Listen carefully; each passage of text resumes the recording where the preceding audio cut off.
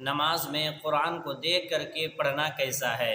یعنی نماز کی حالت میں اگر کوئی انسان نماز پڑھتا ہے اور نماز پڑھنے کے دوران وہ قرآن کو دیکھ کر کے قرأت کرتا ہے تو ایسا کرنا کیا جائز اور درست ہے؟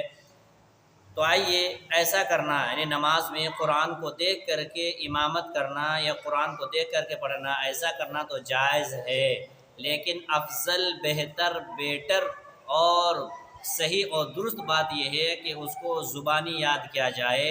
اور اگر بسا اوقات دیکھ کر کے پڑھنے کی نوبت آ جائے تو چل سکتا ہے، لیکن ہمیشہ اس کی عادت بنا لینا اور اس پر ہمیشگی کا ایسا کرنا کہ ہمیشہ جب بھی نماز پڑھاتا ہو دیکھ کر، یہ چیز غلط ہے۔ بسا اوقات آپ قرآن کے کچھ حصے کو دیکھ کر کے نماز پڑھا سکتے ہیں، مگر ہمیشہ اس پر آپ عادت بنا ڈالیں کہ دیکھ کر کے ہی نماز پڑھائیں، یہ چیز غلط ہے۔ حضرت عائشہ رضی اللہ تعالی عنہ کی امامت ان کا غلام قرآن سے دیکھ کر کراتا تھا۔ اماں عائشہ کے پاس جو ایک غلام تھا، وہ غلام اماں عائشہ رضی اللہ تعالی عنہ کو جو امامت کراتے تھے وہ قرآن کو دیکھ کر کے امامت کرتے۔ اسی طریقے سے نبی صلی اللہ علیہ وسلم نے نماز کے دوران اپنی نواسی کو گود میں اٹھا کر کے نماز پڑھتے تھے۔ معلوم یہ ہوا کہ نماز میں جب اپنے ایک نواسی کو اٹھا سکتے ہیں تو نماز کی حالت میں قرآن کو بدرجہ اولا اٹھا سکتے ہیں۔ لہٰذا جب نماز ایک اچھی عبادت اور سب سے اچھی عبادت ہے، تمام عبادتوں سے سب سے افضل عبادت ہے، اور ان عبادت میں جب ہم نماز میں چھوٹی بچیوں کو اٹھا کر کے نماز پڑھ سکتے ہیں تو قرآن کو کیوں نہیں اٹھا سکتے ہیں؟ لہٰذا معلوم یہ ہوا کہ نماز میں قرآن کو دیکھ کر کے قرأت کرنا، نماز پڑھنا جائز اور درست ہے، لیکن ایک بات کا خیال یہ رکھیں کہ ہمیشہ اس پر عادت بنا لینا یہ چیز صحیح نہیں ہے۔ دوران قرأت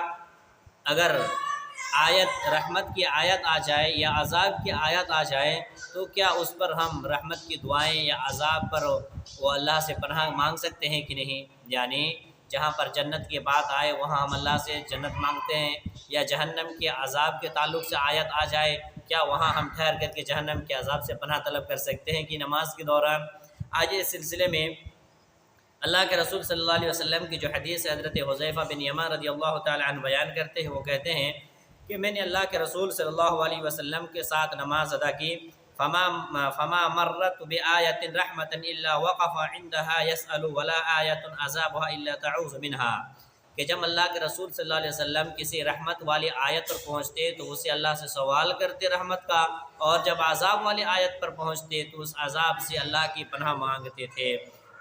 اور امام البانی رحمۃ اللہ علیہ نے یہ رات کی نماز کے متعلق ہے، جیسا کہ حضرت حذیفہ کی حدیث ہے، اگر فرائض میں اس طرح کرنا مشروع ہوتا تو آپ صلی اللہ علیہ وسلم ایسا کرتے۔ امام البانی رحمۃ اللہ علیہ کا کہنا ہے کہ ایسا کرنا یہ رات کی نماز میں ہی، یعنی نفلی نماز میں ہے، فرض نماز میں ایسا نہیں ہے، لیکن راجح بات یہی ہے کہ اگر فرض نماز میں بھی ایسی بات آ جائیں، ایسی آیتیں سے گزرنا پڑے تو کوئی حرج کی بات نہیں ہے۔ کہ 2 رکعت میں ایک ہی صورت کی قرأت کرنا کیسا ہے؟ یعنی اگر آپ 4 رکعت والی نماز ادا کر رہے ہیں یا 2 رکعت والی نماز ادا کر رہے ہیں اور سورہ فاتحہ کے بعد دونوں رکعت میں اگر ایک ہی سورہ پڑھے تو کیا ایسا پڑھنا جائز ہے؟ یعنی سورہ فاتحہ کے بعد اگر پہلے رکعت میں سورہ اخلاص پڑھ دیے، قل واللہ احد پڑھ دیے، پھر کیا دوسری سورہ میں یعنی دوسری رکعت میں وہی سورہ پڑھ سکتے ہیں کہ نہیں؟ آئیے اس سلسلے میں حضرت معاذ بن عبداللہ رضی اللہ تعالی عنہ مروی ہیں، معاذ بن عبداللہ الجہمی کہتے ہیں کہ ایک آدمی نے انہیں خبر دی کہ اس نے رسول اللہ صلی اللہ علیہ وسلم کو سنا کہ آپ صلی اللہ علیہ وسلم نے نماز صبح کی دونوں رکعتوں میں اذا زلزلات الارض زلزالها سورہ زلزال کی تلاوت فرمائی۔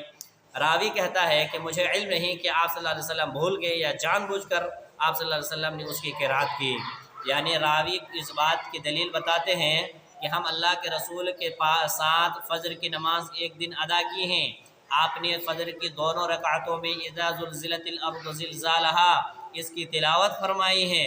اب مجھے پتہ نہیں کہ آپ صلی اللہ علیہ وسلم نے بھول کر ایسا کیے یا جان بوجھ کر کے ایسا کیے۔ امام ابن حجر رحمۃ اللہ علیہ کہتے ہیں کہ یہی بات واضح اور ظاہر ہے کہ آپ نے جان بوجھ کر کے اس سنت کو دلیل بنانے کے لیے ایسا کیا تھا تاکہ لوگوں کو معلوم ہو جائے کہ ایک ہی صورت کو 2 رکعتوں میں پڑھی جا سکتی ہے۔ تو معلوم یہ ہوا کہ اگر سورہ فاتحہ کے بعد اگر کسی کو ایک ہی صورت یاد ہو تو دونوں رکعتوں میں وہی سورہ پڑھ کر کے نماز پڑھا سکتا ہے، امامت کر سکتا ہے۔ اب آئیے یہ جانتے ہیں کہ قراءت سے پہلے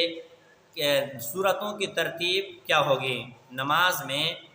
سورتوں کی ترتیب کیا ہوگی۔ تو آپ جان لیں کہ نمازوں میں سورہ کی جو ترتیب ہوگی، یعنی پہلے جو صورتیں آئیں گی، پہلے سورہ فاتحہ کے بعد سورۃ البقرہ آتا ہے، تو پہلی رکعت میں اگر کوئی شخص سورۃ البقرہ پڑھے تو دوسری رکعت میں اسے چاہیے کہ سورہ آل عمران کی تلاوت کرے، یعنی ایسا نہیں ہونا چاہیے کہ وہ پہلی رکعت میں آل عمران کی تلاوت کریں پھر دوسری رکعت میں سورہ بقرہ کریں، یہ ترتیب نہیں ہے۔ تو ترتیب وار انسان کو قرآن کی تلاوت کرنی چاہیے، بالخصوص نمازوں میں۔ اسی طریقے سے ایک مسئلہ یہ ہے کہ دوران نماز نگاہ کہاں رکھیں، یعنی نماز پڑھتے پڑھتے ہم اپنی نظر کو کہاں رکھیں۔ تو جان لیں دوران نماز پڑھتے پڑھتے ہم انسانوں کو چاہیے کہ ہم اپنی نگاہوں کو بھی سیدھے سجدہ کی جگہ پر رکھیں۔ اس کی کیا دلیل ہے؟ نبی کریم صلی اللہ علیہ وسلم جب نماز پڑھتے تو سر جھکائے ہوئے رکھتے اور نگاہوں کو زمین کی طرف لگائے رکھتے، اور جب آپ صلی اللہ علیہ وسلم کعبہ شریف میں داخل ہوتے تو اپنی نگاہ سجدے کی جگہ سے نہیں ہٹاتے حتیٰ کہ آپ وہاں سے نکل جاتے۔ تو معلوم یہ ہوا کہ دوران نمازی کو چاہیے کہ وہ اپنی نگاہوں کو گھڑی پر نہ رکھ کر کے، ادھر ادھر نہ پھرا کر کے وہ اپنی نظر کی حفاظت کرے اور سجدہ کرنے کی جگہ پر وہ اپنی نظر کو ٹکائے رکھے۔ اگلا مسئلہ یہ ہے کہ قراءت قرآن میں سورتوں جو فاتحہ اور قرآن پڑھنے سے عاجز ہو کیا کرے، یعنی جو شخص سورہ فاتحہ بھی پڑھنا نہیں جانتا ہو، یاد نہیں ہے، سورہ فاتحہ کے علاوہ دوسری سورت بھی اسے یاد نہیں ہے، قرآن کی کوئی سورتیں کوئی آیتیں انہیں یاد نہیں ہیں، تو وہ کیا بول کر کے نماز پڑھے گا، کیا نماز میں کیا پڑھے گا؟ آئیے اس سلسلے میں حضرت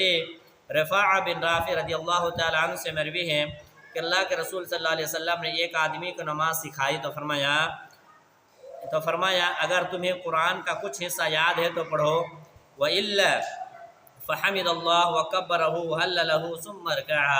اگر تمہیں قرآن کا کچھ حصہ یاد ہو تو اس کو پڑھو، اگر قرآن کی کوئی بھی حصہ یاد نہیں ہے تو سبحان اللہ کہہ کر نماز پڑھو، الحمدللہ کہہ کر کے نماز پڑھو، اللہ اکبر کہہ کر کے نماز پڑھو، لا الہ الا اللہ کہہ کر کے نماز پڑھو، نماز ہو جائے گی۔ یہ کس صورت میں؟ یہ اس انسان کے لیے ہے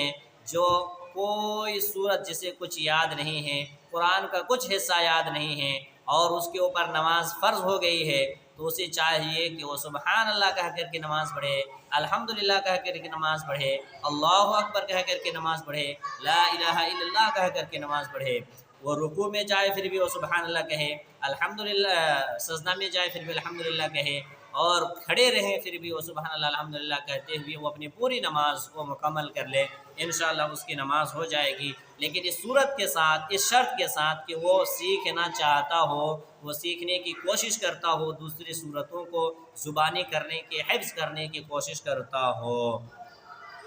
تو معلوم یہ ہوا کہ جو شخص قرآن کریم کا کچھ حصہ یاد نہیں ہے وہ سبحان اللہ الحمدللہ کر کے نماز ادا کر سکتا ہے۔